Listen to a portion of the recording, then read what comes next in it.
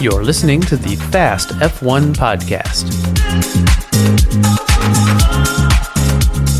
Hello again, everyone, and welcome back to the Fast F1 podcast with me, Danny Kane. And I'm Eddie Meteye-O'Kane. And today we're talking about the 2024 Miami Grand Prix. Eddie, overall, what did you think of the weekend? I really like this one. This one had probably the most action I've seen in a race since,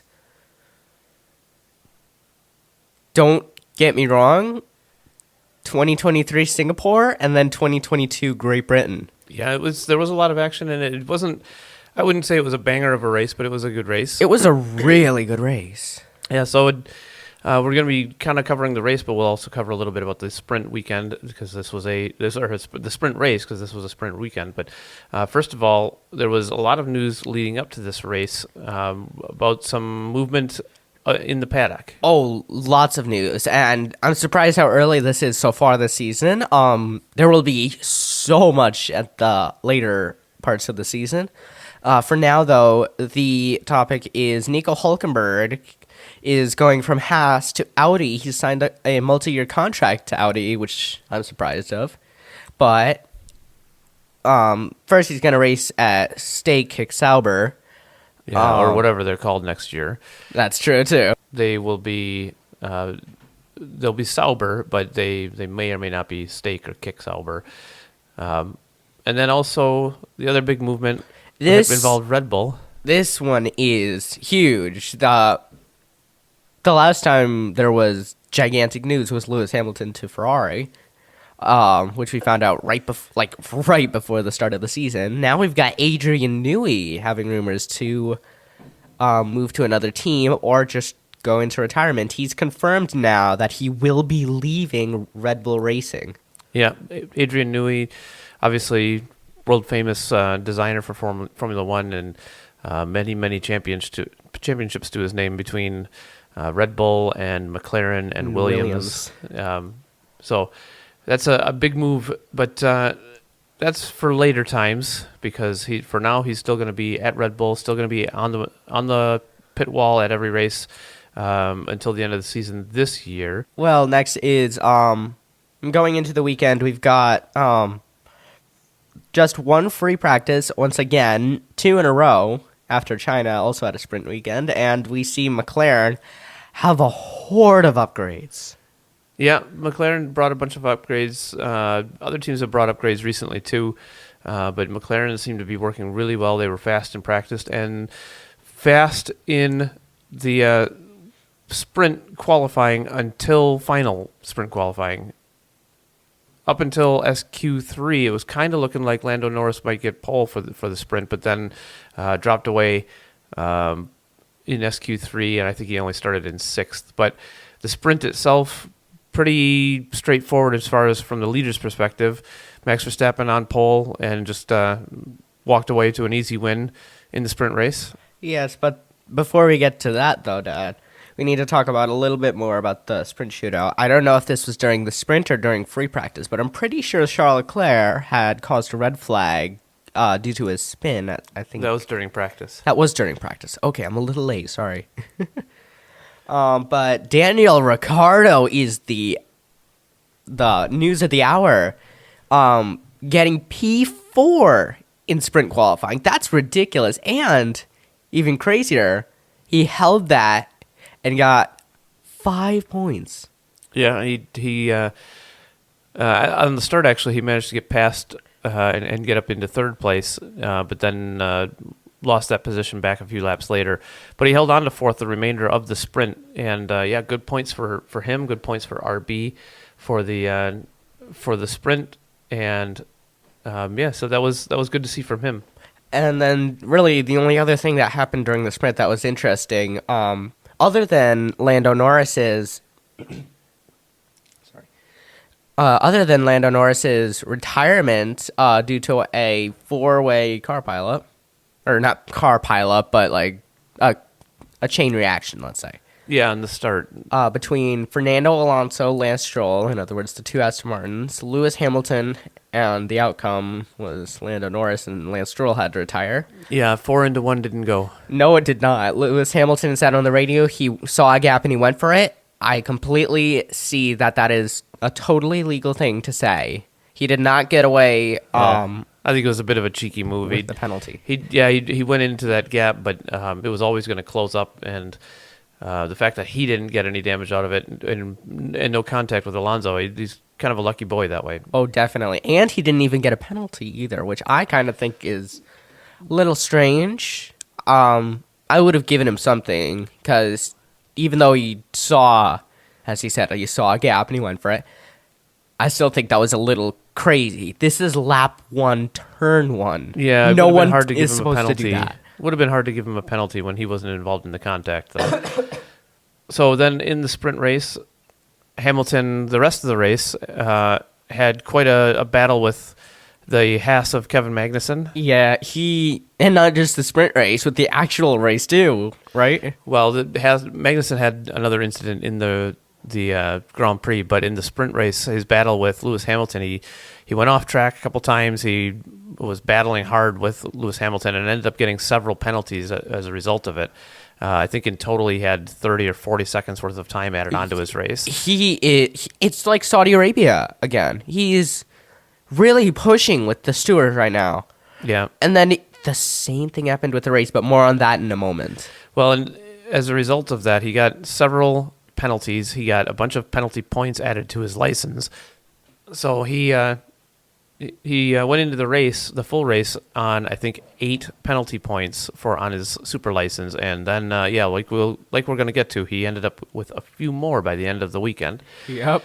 So then we fast forward to qualifying, and Ricciardo knocked out in Q1 despite being in P4 the day before. He did. Yeah, it was ridiculous. He started P4, finished in P4 for the sprint and sprint qualifying, or sprint shootout it is now, isn't it? Yeah, the sprint qualifying was last qualifying year. Is now the sprint shootout. Yeah, I think you're right. That confuses me. It really does. I don't like this new layout. I didn't like the original sprint layout. I really don't like it way more now, though. It's like Formula 2. I don't like it.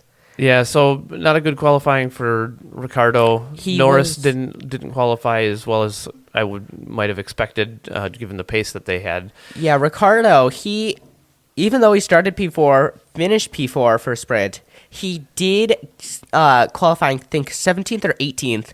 But if you remember from our last episode, in China, he got a 3-place grid penalty for causing a collision with Lance Stroll, which dropped him to last place. Yeah, so he started last. So 16 places lower. Yep. So Ricciardo, poor qualifying. And then we get to Sergio Perez, lap 1, turn 1. Oh my gosh, you need to stop. That was incredibly close to taking out his teammate, but also to taking out the 2 Ferraris. Carlos Sainz had a good jump, managed to get from 4th up to 3rd, and then dropped back again after having to take avoiding action because Perez came rocketing in like a steam train. And at the end of the race, when Verstappen was in the cool-down room, he saw it. It's because I guess he didn't see it happen at the start of the race, and he was like, "Oh my gosh!" I know his expression when he first saw it was amazing. It was crazy. And then it looked like it was going to be a Verstappen win for the first half of the race. He was kind of in first, not pulling away massively from Piastri, who ended up in second. But it was kind of just, easing slowly away from Piastri. Piastri was keeping him honest. I just want to say right now, after the end of lap 1, I have no idea how, but all 3 of my predictions were right. Yeah, because and for a long time too. Yeah, because you had predicted Verstappen, Piastri, Leclerc, was it? Verstappen, Perez, Leclerc, or Verstappen, Leclerc, Perez, Verstappen, Leclerc, Piastri. Yes, that's right. It was Verstappen, Leclerc, Piastri, and then then Piastri managed to get by Leclerc. And it was ridiculous because Piastri started P6. He's already up to the podium, but an unlucky turn of events in the second half of the race. Well, yeah, there was the first part of it was that Verstappen cut the chicane and knocked over the bollard and damaged his floor a little bit. That brought out a virtual safety car, which kind of jumbled up the back of the pack because it was such a short safety car, such a short VSC that the leaders weren't able to pit, but the cars in the back of the field were, so that kind of jumbled them up, gave them an interesting strategy. But then a few laps later, Kevin Magnussen decided to do Kevin Magnussen things and just decided that Logan Sargent didn't need to be driving in his home race anymore. Yeah, and not just that. Kevin Magnussen drives for the American team, and for a driver of the American team to also crash into and have retire the American driver at an American Grand Prix, which, let's keep in mind, is like 2 miles away from his home. Yeah, it's like he grew up about 20 miles from the track. He could literally walk home and the race will not even be over yet. It's like... Yeah. And by the end of the race, Kevin Magnussen is 2 points away from a race ban. Yeah, so he got another 2 points on his super license. Has a race ban ever happened? They have not had a race ban since the super license, or since they started doing the point system for the super license. So the last driver to get banned for a race was Romain Grosjean. Yes, after he crashed into Hamilton and others at Spa in 2012. That was more than a decade ago, though, Dad. And that crash was part of what inspired the penalty point system, actually, because he'd had a series of crashes, but then a series of incidents, I should say, and then that big crash was kind of the final straw for the FIA. Let's go back to Baku 2021 or 2018 or something like that. When he just crashed during the safety car. Oh, yeah, it spun out on his own behind the safety car. I think Ericsson hit us. Yeah, he had then the team claiming that Ericsson hit him, and then Ericsson was nowhere near him. But that was a strange incident in itself. So then, because of that, safety car comes out and did not pick up Lando Norris, which was good for Lando Norris because he was the only one of the front runners that wasn't able to pit. Oh, it wasn't good for Lando Norris. It was great for Lando Norris.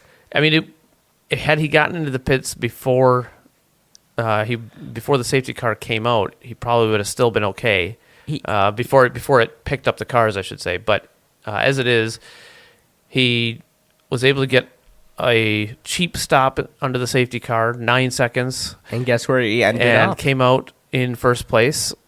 And then the safety car, bunches up the field and whatnot. So he's starting in first, Verstappen in second, but Verstappen couldn't catch him.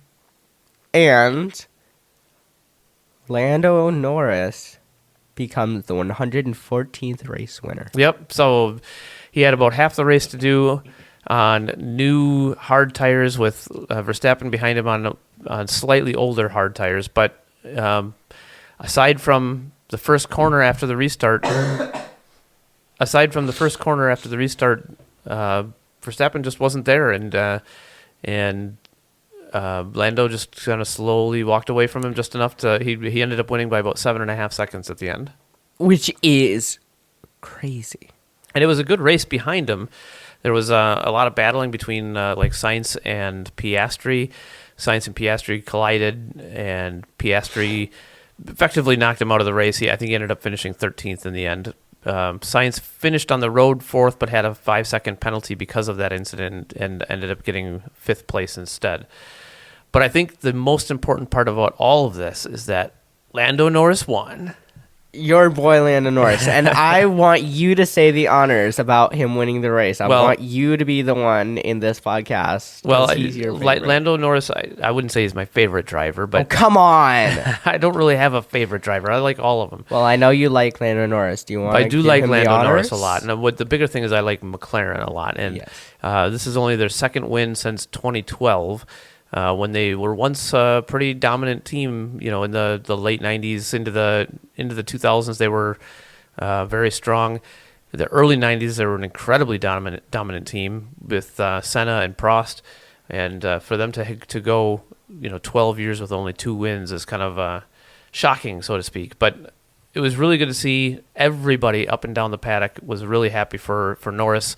All of the drivers that came over to congratulate him after the race, these probably one of the most universally liked people in the paddock, and for him to finally get his first win and get that monkey off his back was really cool to see. Do you want to give him the honors and tell him that he's a race winner from our point of the podcast? Yeah, that's true. Lando Norris, race winner.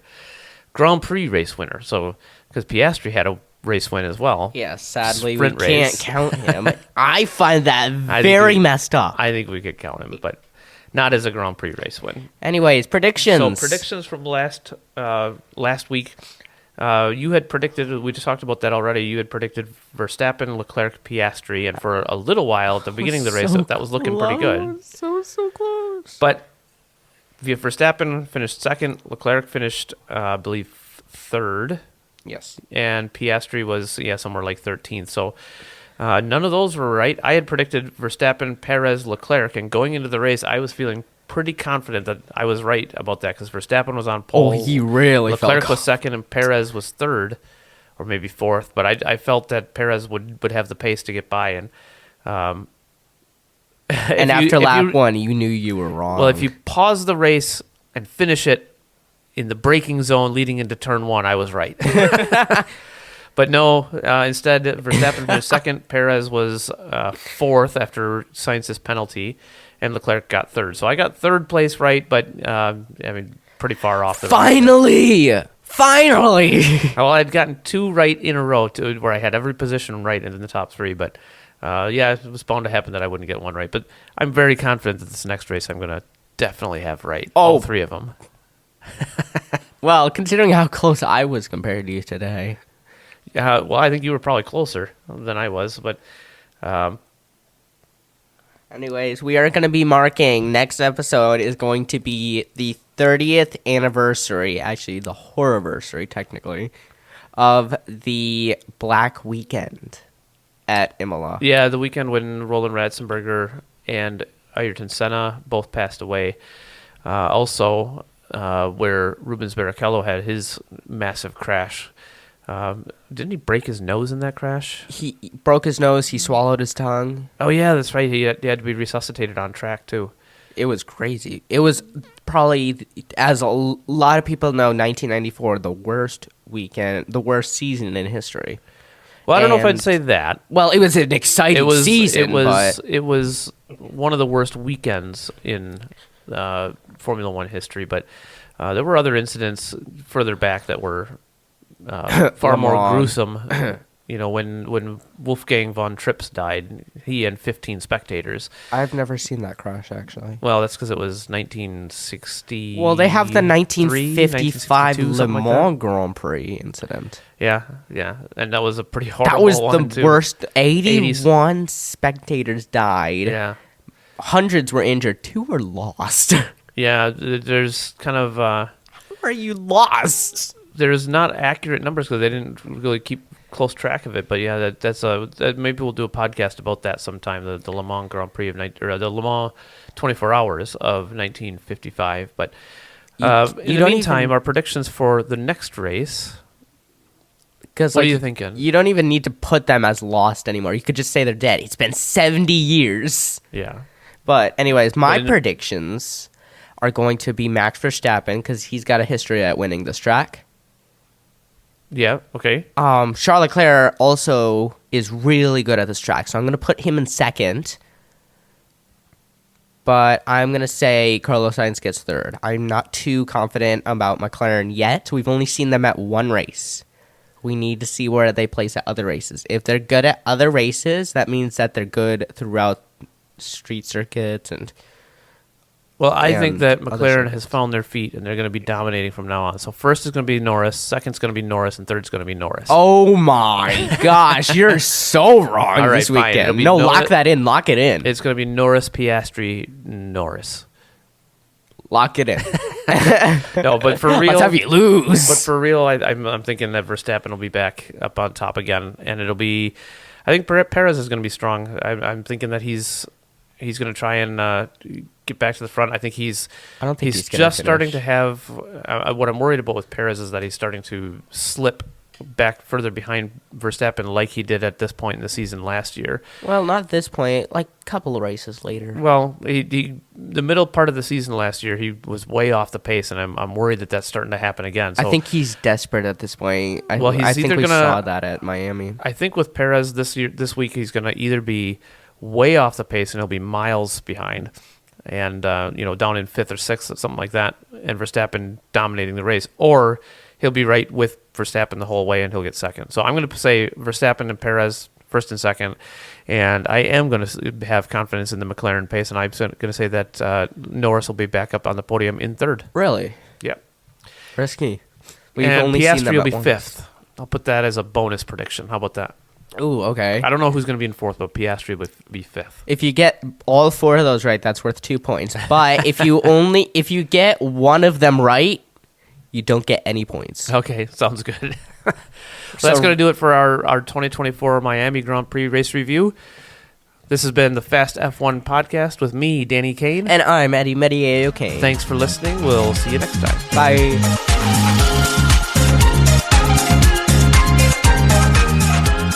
Fast F1 is produced by Danny Kane and Eddie Meteye-O'Kane.